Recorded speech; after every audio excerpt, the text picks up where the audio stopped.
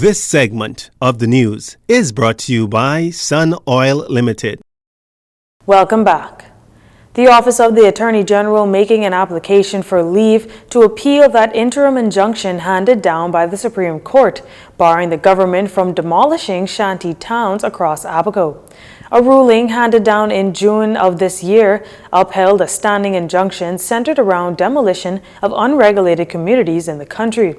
Justice Cheryl Grant Thompson, at the time, ordered the government to cease and desist from any further interference with those communities until the outcome of a pending judicial review, noting that evidence should be brought that shows a breach of law, as the then Free National Movement government said homes that were demolished were in contravention of the law.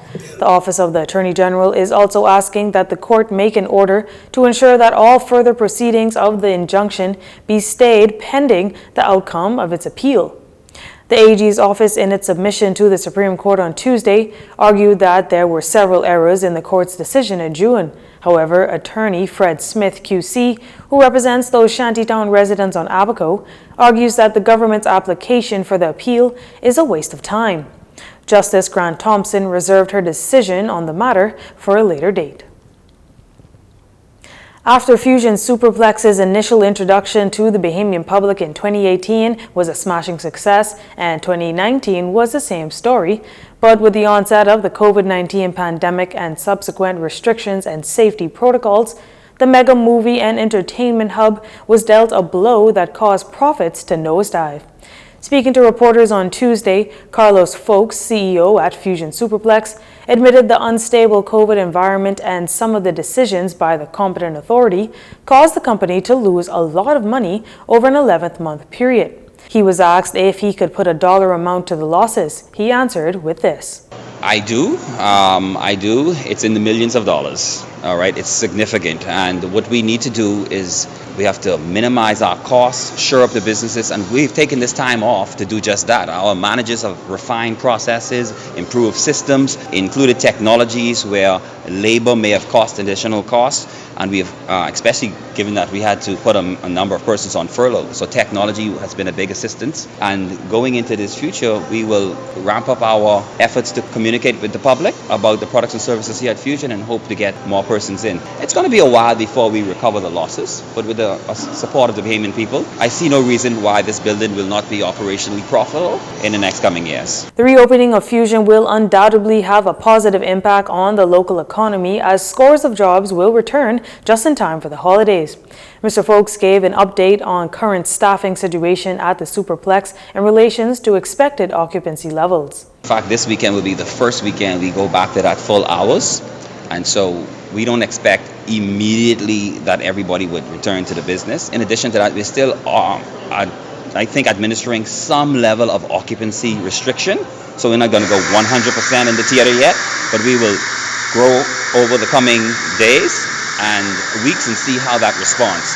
And I would say about 50 persons or so are still on furlough, and the balance will be coming in the coming weeks. Staff at Fusion are not required to be vaccinated. However, unvaccinated staff are to be tested on a weekly basis.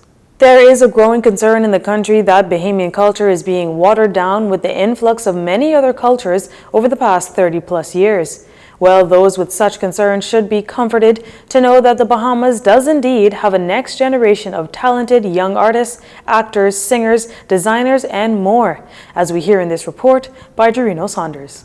The Ministry of Youth, Sports and Culture recently hosted the nation's most talented and gifted youth to the 2021 E. Clement Bethel National Arts Festival Awards presentation, featuring schools from around the country. There were a number of individuals who stood out, and quite a few of them came from the St. Andrews International School. Jacqueline Peterson, head of the Creative Arts and the Science departments at St. Andrews, told us about some of the top performers and the programs they have at St. Andrews. So at St. Andrews, we have a very strong performing arts program. We've participated for a number of years now. This year we had outstanding scores in solo piano from Julia Fernando Francis and Joel Fernando Francis. We also had outstanding in vocals from Samantha Sands and also Elsa Burge. And overall, our program just includes everything from music to dance to drama, and it goes straight up from our preschool and our primary all the way up to our grade 12s. Ivan Carey Jr. is the primary school music teacher at St. Andrews. We spoke to him and Primary Awards winner Joel Fernando Francis about their success at this year's National Arts Festival. We also have a boys choir in the primary school, usually about 30 boys, and they've entered the National Arts in the past and they've done very well. And of course Joel over here also got an award for primary piano. All right. And Joel, just tell us a bit about yourself, your talent. What made you get into piano? How long have you been playing? So the reason I got into piano is because my sister was doing it and I felt like it was a cool thing to do, and so I wanted to join her. And so yeah, I've been doing it for I think 5 or 6 years now. Among the standout students at St. Andrews are singers Elsa Birch and Samantha Sands, who will serenade the nation at the upcoming National Christmas Tree Lighting Ceremony. CV Bethel High School was highly ranked in instrumentalist, and the Family Islands were also well represented. Synovia Pierre, organizing secretary of the National Arts Festival, supports the government's position to keep Bahamian culture alive by investing in the next generation of children. Well, every year, the schools and the teachers use the Clement Bethel. Some of them use it as a final exam, per se, or a final performance for their departments. And so because of the pandemic, we were like, well, we can't have it. You know, the children usually come together, they usually perform, and teachers called and said, listen, we want to do this. Can we do this? Can we find a way to do this? And that's how the digital festival was birthed. The Minister of Youth, Sports and Culture, Mario Bollet, congratulated the top participants from all schools and clubs and reassured them his ministry will do more to assist the arts and cultural community. Jarino Saunders, JCN News. You're watching JCN News. Our final stories are up next. This segment of the news has been brought to you by Sun Oil Limited.